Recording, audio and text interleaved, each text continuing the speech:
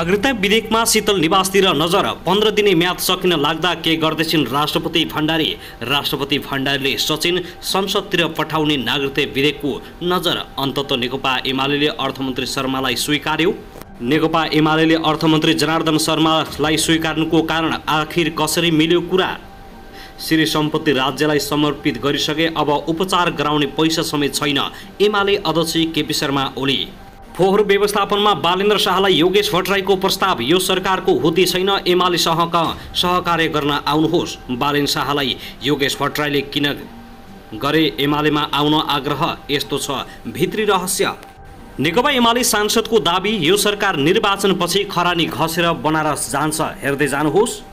राजनीतिक दल र आयोगका सबै गतिविधि निर्वाचन केन्द्रित, सरकारको नामै छैन बहादुर, सक्दैन बहादुर राखौँ कि कसो, सांसदहरू आक्रोशित। अन्ततः एउटै चुनाव चिन्ह र घोषणा पत्र बनाउन प्रचण्ड र बाबुराम भट्टराई सहमत। अबको निर्वाचनमा प्रचण्ड र बाबुराम भट्टराई एकै ठाउँमा उभिँदै। सोलुमा सुरक्षित बलबहादुर देउवाले अडान नलिए, माओवादीको हातमा टिकट जाने सङ्केत। हसियात हतौडा चुनाव चिन्हमा बाबुराम भट्टराई चुनाव लड्दै। मेरो भाइ अझै पनि हलो जोतेर खान्छ, झापामा गएर हेर्नुहोस्, मेरो एउटा भाइ छ, मैले मन्त्री सांसद बनाउन सक्थे होला, तर म आफन्तवादमा लागिन। एमाले अध्यक्ष ओली, एक्लै लड्दा पनि 39 सिट जित्ने नेकपा एमालेको दाबी, पार्टीका नेताहरू मिलाउन प्रचण्डलाई सकस।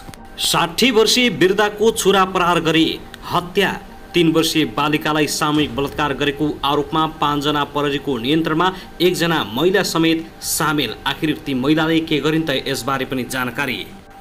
छिमेकी राष्ट्र भारतमा कोरोना संक्रमण बढ्दै गएपछि नेपालमा पनि कोरोना संक्रमण उकालो लाग्दै स्वास्थ्य मन्त्रालयले दियो यस्तो निर्देशन। कुन कुन जिल्लाका विद्यालय बन्द छन्, यसबारे जानकारी। बालिका करणीमा आरोपित गिरफ्तार, युवक प्रहरीको फन्दामा। काठमाडौँको बिजोग देख्दा श्रमदान गर्न मन लागेको हर्क साम्पाङको भनाई। पहिरोले पुर्यो एक्सकाभेटर चालकको, घटनास्थलमा मृत्यु। हात्तीको आक्रमणबाट 1 जना गम्भीर घाइते। पालुङटारमा 1 व्यक्तिको शव फेला, आशंकामा 3 जना पक्राउ। 2 म्यान पावरले गरे 2 करोड भन्दा बढी ठगे, 3 करोड 66 लाख बिगो सहित मुद्दा दर्ता। लागु औषध सहित 3 जना प्रहरीको नियन्त्रणमा। काठमाडौँ नदी किनारमा स्थानीयलाई सतर्क रहन बाढी पूर्वानुमानको अनुरोध। महाकालीमा बगेका 2 कुशरी आज 4 दिनसम्म पनि भेटिएनन्, आखिर कहाँ गए त ती युवती, यसबारे पनि सम्पूर्ण जानकारी। 7 लाख पाएपछि गुप्त रह्यो बालिका करणकाण्ड। प्रहरी भ्यान दुर्घटना हुँदा 1 जवानको मृत्यु। दुर्लभ वन्यजन्तु चालकको पखेटा सहित 3 जना प्रहरीको नियन्त्रणमा। लेक लागि बेहोस भएकी दर्शनार्थीको सकुशल उद्धार। र एसीको पूरक लागेका विद्यार्थीको परीक्षा कहिले हुँदैछ, यसबारे पनि सम्पूर्ण जानकारी। कक्षा 12 को रिजल्टबारे बोर्डले दियो यस्तो निर्देशन। करेन्ट लागेर 12मा 1 जनाको घटनास्थलमै मृत्यु। अब हेर्नुहोस् पुरा समाचार।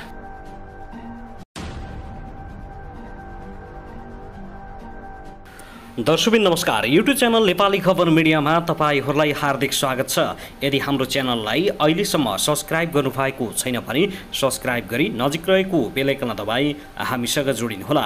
दर्शकबिन सदाझै आज पनि हामी तपाईहरुमाझ देशभरका विभिन्न खबरका साथ उपस्थित भइसकेका छौं। यो भिडियोलाई अन्तिमसम्म हेरी हामी साथ दिनुहोला। दर्शकबिन हाम्रो मेहनतको लागि एउटा सानो लाइक गर्न भनी नभुल्नुहोला। कहाँदेखि हेर्दै हुनुहुन्छ, के भन्न चाहनुहुन्छ, तपाईको मनमा लागेका प्रतिक्रिया अवश्य पनि कमेन्ट गर्न नभुल्नुहोला। दर्शकबिन के तपाईँ हाम्रो च्यानलमा नियमित श्रोता हुनुहुन्छ? यदि नियमित हुनुहुन्छ भने तल कमेन्ट बक्समा नियमित अथवा रेगुलर लेख्नुहोस्। यदि तपाईँ नयाँ हुनुहुन्छ भने सब्स्क्राइब गरी जोडिनुहोस्, ताकि नयाँ अपडेटका साथ हामी तपाईहरुमाझ दैनिक रूपमा उपस्थित हुने गर्दछौँ। हाम्रा अपडेटहरू तपाईहरूलाई के कस्तो लागिरहेका छन्, सल्लाह सुझाव प्रतिक्रिया कमेन्ट बक्समा छोड्न नभुल्नुहोला। दर्शकबिन आउनुहोस् आजको पहिलो खबरतर्फ लागौं। वैदेशिक रोजगार विभागले 3 करोड 66 लाख 22,800 रुपियाँ असुल गर्न माग गर्दै 2 म्यान पावर कम्पनी विरुद्ध मुद्दा हालेको छ। विभागमा दर्ता भएका मेरीगोल्ड ओभरसिल प्रणाली र अल अरबिया ओभरसिल प्रणालीका सञ्चालकबाट रकम भराउन माग गरिएको विभागका सूचना अधिकारी कृष्ण प्रसाद भूषालले जानकारी दिएका छन्। उनका अनुसार यी म्यान पावर कम्पनीले विभिन्न देशमा आकर्षक तलब सुविधाको प्रलोभनमा पारी विभिन्न व्यक्तिबाट शुल्क लिएको तर वैदेशिक रोजगारीमा नपठाएको पाइएपछि मुद्दा दर्ता गरिएको हो। मेरीगोल्डले युक्रेन लगायतका देशमा पठाउने भन्दै 38 जनाबाट 1 करोड 86,15,200 रुपियाँ बुझेको पाइएको विभागले जनाएको छ। पीडितहरूबाट ठगी गरेको रकम र त्यसको 50%ले हुन आउने रकम क्षतिपूर्ति दिलाउन पनि विभागले माग गरेको छ।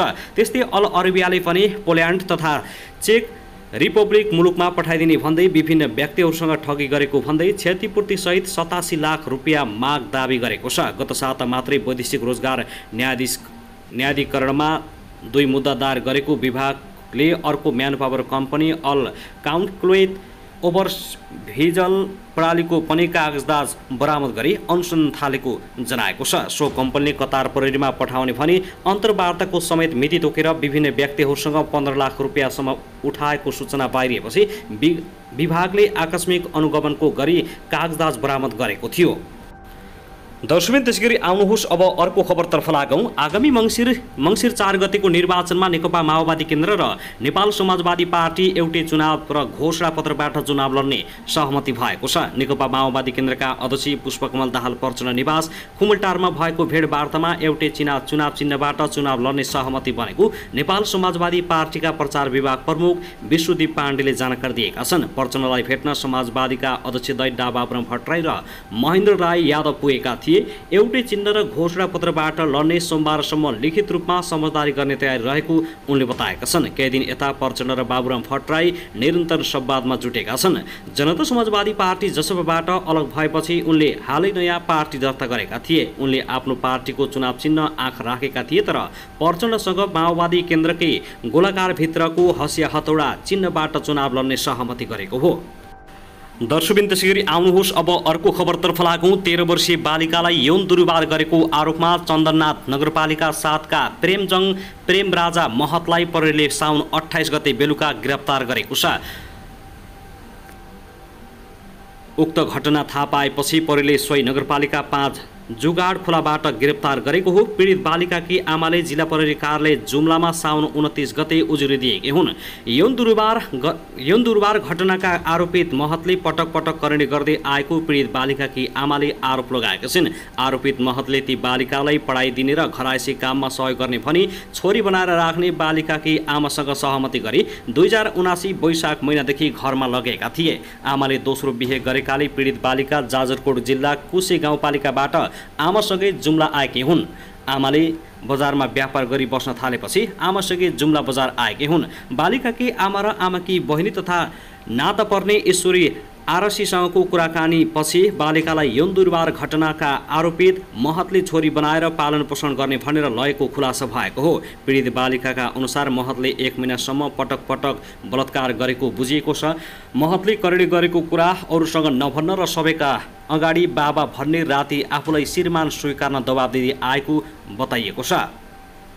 छोरी बनाएर पाल्छु भनी लगेका महतले आफूलाई करणी गर्ने र अरूसँग भने मारिदिन्छु भन्ने धम्की दिएपछि पीडा सहन नसकेर बालिकाले मुसा मार्ने औषधि विष खाएको बताएका छिन्। ती बालिका चन्दननाथ नमुना विद्यालयमा कक्षा 4 मा अध्ययनरत विद्यार्थी हुन् भने जुम्लामा स्कुल जाने वातावरण नभएपछि बालिकालाई मामा घर जाजरकोट पठाइएको छ। दर्शकबिन त्यसैगरी आउनुहोस् अब अर्को खबरतर्फ लागौँ। नेकपा एमालेका अध्यक्ष एवं पूर्व प्रधानमन्त्री केपी शर्मा ओलीले गठबन्धनको सरकारले राजनीतिलाई दुश्मनतिर लैजान खोजेको आरोप लगाएका छन्। आज काठमाडौँमा आयोजित राष्ट्रिय युवा सम्मेलनलाई सम्बोधन गर्दै उनले कहिले जातका नाममा कहिले भूगोलका नाममा नेपालीलाई भिडाउन खोजेको उनको भनाइ छ। अहिलेको नेपाली समाजलाई स्वस्थ प्रतिस्पर्धातिर जानुपर्ने बताएका छन्। उनले जातको पहिचानको नाममा एकले अर्कोलाई घृणा गर्ने परिपाटीको अन्त्य गर्नुपर्ने बताएका छन्। अहिले गठबन्धन भएका दलले दुश्मनतिर राजनीति लैजान खोजिरहेका छन्। हाम्रो समाज स्वस्थ प्रतिस्पर्धातिर जाने कि दुश्मनतिर? कहिले जातका नाममा कहिले भूगोलका नाममा नेपालीलाई भिडाउन खोजिन्छ, सेन्टिमेन्टमा ल्याउन खोजिन्छ। हाम्रो पहिचान भनेर नेपाली पहिचान भनेर हामीले खोज्नुपर्ने नेपाली पहिचान हो। उनले भने जातका पहिचान यो भन्यो अनि एकले अर्कोलाई घृणा गर्यो, यसरी नेपालीलाई फुटाउन विभाजन गर्न खोजिएको छ। त्यसो गर्नु राम्रो होइन। हाम्रो देश विविधतायुक्त देश हो। आफूसँग स्वास्थ्य उपचारका लागि समेत पैसा नभएको ओलीले दाबी गरेका छन्। उनले आफ्नो र आफ्नो श्रीमतीको नाममा रहेको सबै सम्पत्ति मरणोपरान्त राज्यको नाममा समर्पित गरिसकेको बताएका छन्। घर घडेरी बेचेर उपचार गर्छु भन्न पनि मिल्ने अवस्था पनि नरहेको उनको भनाइ छ। उनले यो सबै आफ्नो कर्म देशका लागि समर्पित रहेकाले देशकै लागि सम्पत्ति दान गरेको पनि बताएका छन्। उनले देशको विकासका लागि काम गर्दा विरोधीहरूले काम गर्न नदिएको भन्दै देश विकास र समृद्ध बनाउने अभियानमा अगाडि बढिरहने प्रतिबद्धता जनाएका छन्। उनले कुनै पनि युवाभन्दा आफू सक्रियतामा कम नरहेको ठकुवा गरेका छन्। भ्रष्टाचार गर्न दिन्न भन्ने मात्र होइन, मैले आफ्नो प्राइभेट प्रपर्टी मेरो र मेरो श्रीमतीको सम्पूर्ण सम्पत्ति आफ्नो होइन अब राज्यको सम्पत्ति भनेर पास गरिसकेको छु, किनभने म देशका लागि समर्पित छु। त्यसकारण मेरो घर म बाँचुन्जेल, मेरो श्रीमती बाँचुन्जेल म बस्न पाउँछु, त्यसपछि राज्यको हुन्छ। बिरामी भए भने तपाईँहरूले उपचार गराउनु भयो भने हो, नत्र मसँग पैसा छैन उनले भनेका छन्। सांसद छु, सांसदको पैसाले थोरै पैसा त आउँछ, नत्र मैले घर बेचेर उपचार गर्छु भन्न पनि मिल्दैन। राज्यलाई दान दिइसकेको छु, मेरो डेडिकेसन छ, तर इनएक्टिभ खालको होइन, एक्टिभ छ। उनले भने म अब कुनै पनि बेला जे पनि हुन सक्छु, मसँग कुनै सम्पत्ति छैन। दर्शकबिन त्यसैगरी आउनुहोस् अब अर्को खबरतर्फ लागौँ। धरान उपमहानगरपालिकाका मेयर हर्क साम्पाङले काठमाडौँमा थुप्रिएको फोहोर देखेर श्रमदान गर्न मन लागेको बताएका छन्। काठमाडौँ पुगेका उनले यहाँ आउने बित्तिकै प्रधानमन्त्री र मन्त्रीहरू बस्ने सहरको बिजोग देख्दा श्रमदान गर्न मन लागेको उनले बताएका हुन्। उनले फेसबुकमा लेखेका छन्, काठमाडौँको चिल्ला र फराकिला सडक किनारमा फोहोरको डङ्गुर देख्दा त खाल्डा खुल्टी बाटो भए पनि धरानै सफा लाग्यो। प्रधानमन्त्री र मन्त्रीहरू बस्ने सहरको यो बिजोग देख्दा श्रमदान गर्न मन लाग्यो। उनले काठमाडौँको सडक किनारमा थुप्रिएको फोहोर देखेर खाल्डा खुल्टी बाटो भए पनि धरान नै सफा भएको बताएका छन्। दर्शकबिन त्यसैगरी आउनुहोस् अब अर्को खबरतर्फ लागौँ। महाकाली नदीमा 2 दिनदेखि बेपत्ता भएका 2 किशोरी आजसम्म भेटिएका छैनन्। बैतडीका सहायक प्रमुख जिल्ला अधिकारी खगेन्द्र भारतीले दशरथचन्द नगरपालिका 8 साङ्गडीका 15 वर्षीय कविता टमाटा र 15 वर्षीय सङ्गीता टमाटाको अवस्था अझै अज्ञात रहेको जानकारी दिएका छन्। उनीहरूको खोजीका लागि महाकाली नदी किनारमा नेपाल प्रहरी र सशस्त्र प्रहरी परिचालन गरिएको छ। उनीहरू शुक्रबार दिउँसो 2 बजे नुहाउने क्रममा महाकाली नदी स्थित मौराबाट बेपत्ता भएका थिए। खबर पाएसँगै उनीहरूको खोजीका लागि साँझै पौने 7 बजे प्रहरी परिचालन भएको थियो। महाकाली नदी तटीय क्षेत्रको बैतडी सहित डडेलधुरा र कञ्चनपुरका साथै भारतीय सीमा सुरक्षा बललाई पनि खोजी गरिदिन भनेका छौँ। भारतीले भने अहिलेसम्म बेपत्ता किशोरीको अवस्था भने अज्ञात नै छ। दुवै किशोरी राजकीय इन्टर कलेज झुलाघाट भारतमा कक्षा 10 मा अध्ययनरत विद्यार्थी थिए। त्यसैगरी आउनुहोस् अब अर्को खबरतर्फ लागौँ। गोर्खाको पालुङटारमा एक युवकको शव फेला परेको छ। पालुङटार नगरपालिका 5 चिसापानीका 35 वर्षीय बुद्धिसागर विकको शव फेला परेको गोर्खाका प्रहरी उपरीक्षक केदार खनालले जानकारी दिएका छन्। उनका अनुसार गैराती करिब 12 बजे प्रहरीमा सूचना पाए लगतै घटनास्थल पुगेका प्रहरीले विकलाई आँप पिपल स्थित हर्मी अस्पताल पुर्याएका थिए। लगतै उनलाई चिकित्सकले मृतक घोषणा गरेको हो। घटनामा संलग्न रहेको आरोपमा प्रहरीले 3 जना युवकलाई पक्राउ गरेको छ। अनुसन्धानकै क्रममा रहेकाले उनीहरूको पहिचान भने खुलाइएको छैन। प्रहरी उपरीक्षक खनालले भने उनकै साथीहरूलाई नियन्त्रणमा लिएका छौँ। 3 जना स्थानीय पुरुष रहेका छन्। दर्शक महानुभाव त्यसैगरी प्रतिनिधि सभाको बैठकमा निकै आक्रोशित भएका छन् एमाले। प्रतिनिधि सभा सदस्य मायादेवी नेउपानले सरकारले जनताको माग अनुरूप केही दिन नसकेकाले सरकारको नाम छैन बहादुर, देन्न बहादुर र सक्दैन बहादुर राख्नुपर्ने टिप्पणी गरेकी छिन्। प्रतिनिधि सभाको बैठकमा बोल्दै सरकार मङ्सिर 4 गते हुने निर्वाचनपछि कमण्डलु लिएर बनारस जानुपर्ने बताएकी हुन्। यो सरकारले जनतालाई केही पनि दिन सक्दैन, विद्यार्थीलाई किताब पनि दिन सक्दैन, किसानलाई मल बिउ र सिँचाइ दिन सक्दैन, व्यवसायले कच्चा पदार्थ दिन सक्दैन, उद्योगीलाई सञ्चालन गर्न अवरोध गर्छ। उनले भनिन् यो केही पनि दिन नसक्ने सरकारको काम छैन बहादुर, दिन्न बहादुर र सक्दैन बहादुर राखौँ कि कसो। यो सरकार खरानी घसेर मङ्सिर 4 गते हुने निर्वाचनमा कमण्डलु लिएर बनारसतिर जाओस्, दिल्लीतिर जाओस्। एमालेका केपी शर्मा ओली पुनः प्रधानमन्त्री हुनुहुनेछ। निर्वाचनपछि नेकपा एमालेका अध्यक्ष केपी शर्मा ओली नै प्रधानमन्त्री हुने उनको दाबी छ।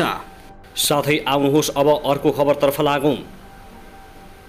नेकपा एमालेका सांसद योगेश भट्टराईले काठमाडौँमा 71 दिनदेखि फोहोर उठ्न नसकेको भन्दै सरकारको आलोचना गरेका छन्। प्रतिनिधि सभाको बैठकमा बोल्दै काठमाडौँ महानगरपालिकाको मेयर बालेन्द्र शाहलाई फोहोर उठाउने सन्दर्भमा सरकारको भर नपर्न सुझाव दिँदै एमाले समक्ष आउन आग्रह गरेका छन्। यसअघि काठमाडौँको फोहोर 14 दिनसम्म नउठेको इतिहास छ। आज 71 दिन भइसक्यो, प्रधानमन्त्रीले कुनै पहल गर्नुभएको छैन। सम्बन्धित मन्त्रीहरू बेखबर छन्। झाडा पोखला हैजा लगायत काठमाडौँको फोहोरले काठमाडौँलाई डुङडुङते गराउने अवस्थामा पुगेको छ उनले भनेका छन्। यो सरकारले कुनै पनि पहल कदमी गर्न सक्दैन। उनले भने यो सरकारको हुती पनि छैन, त्यसैले म सरकारको ध्यान आकर्षण गर्दिन। आज म काठमाडौँका मेयर बालेन्द्र शाहलाई भन्न चाहन्छु, आउनुहोस् ठोस निर्णयसहित हामीसित।